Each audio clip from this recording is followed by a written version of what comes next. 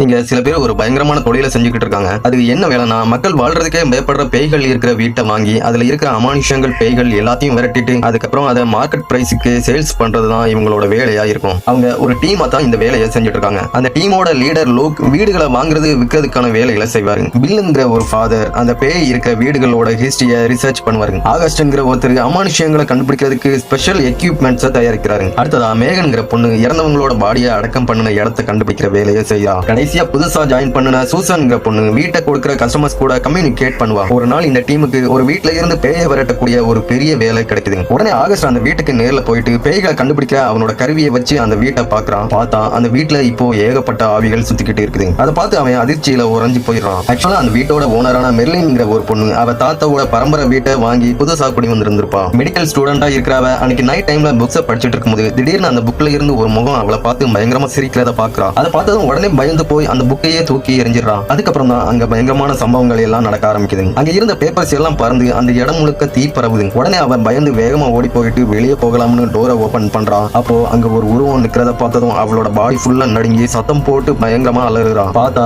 பேய்களை விரட்டுற அந்த டீமோட லீடர் லூக் தான் அங்க வந்திருப்பான். அவன் இந்த டைம்ல வந்ததுக்கு சாரின்னு சொல்லிட்டு அந்த வீட்டை பத்தி ஏதோ முக்கியமா பேசணும்னு சொல்லி அவளை ஒரு காஃபி ஷாப்புக்கு கூட்டிட்டு போறான். அங்க அவன் அந்த வீட்டுல இருக்கிற பிரச்சனைகளை அவளுக்கு எக்ஸ்பிளைன் பண்ணிட்டு அதை தன்னால சரி பண்ண முடியும்னு சொல்றான். அவளும் அதுக்கு ஓகே சொல்லிடுறான். லூக் உடனே ஃபாதர் பில் கிட்ட அந்த வீட்டோட மொத்த ஹிஸ்டரியையும் சீக்கிரம் பார்த்து சொல்றான். அப்பதான் ஒரு ஷாக்கிங்கான உண்மை தெரிய வருது. அவன் எவ்வளவு தெரியும் அந்த வீட்டை பத்தி இதுக்கு முன்னாடி எந்த ஹிஸ்டரியுமே இருந்த மாதிரி இல்ல. அந்த வீடு ஏதோ புதுசா திடீர்னு உருவாகின மாதிரி இருக்குது. அடுத்த நாள் பில்லும் ஆகஸ்டும் மெர்லினோட வீட்டுக்கு போறாங்க. டே டைம்ல பார்க்கும்போது அந்த வீடு நார்மலான வீடு மாதிரி தான் இருக்குது. அவங்க எவ்வளவு செக் பண்ணியும் எதையும் விசித்திரமா அங்க பார்க்க முடியல. அப்போ ஆகஸ்ட் இந்த வீட்டுல பேஸ்மெண்ட் இருக்குதான்னு கேட்கறான். பதிலுக்கு மெர்லின், நான் இதுவரைக்கும் இங்க இருக்கிற பேஸ்மெண்ட்டுக்கு போனதே இல்ல, அங்க என்ன இருக்குதுன்னே தெரியாதுன்னு சொல்றான். உடனே அவங்க 3 பேரும் அந்த பேஸ்மெண்டோட டோரை ஓபன் பண்ணனதும் உள்ள இருந்து ஏதோ ஒரு கிரியேச்சர் பயங்கரமா அலறுற சத்தம் கேக்குது. உள்ள கொடூரமான ஏதோ ஒண்ணு ஒளிஞ்சி இருக்கிற மாதிரி தோணுது. ஆனா ஃபாதர் பில் தைரியமா ஃபர்ஸ்ட் அதுக்குள்ள இறங்கி போக முடிவு பண்றாரு. அப்போ ஒரு பயங்கரமான சத்தம் கேட்டு நடுங்கி போயிடுறாரு. உடனே அந்த பொண்ணு கிட்ட உங்க வீட்டுல நாய் மாதிரி ஏதாவது பெட் வளர்க்குறீங்களான்னு கேக்குறாரு. அவ இல்லன்னு சொல்றான். ஒருவேளை அது எலிகளா இருக்கலாம்னு நினைச்சு அப்படியே முன்னாடி போறான். அப்போ ஆகஸ்ட் திடீர்னு திரும்பி பார்க்கும்போது படிக்கட்டுல ஒரு ஆவி கையில கத்தியோட நிக்கிறத பாக்குறான். உடனே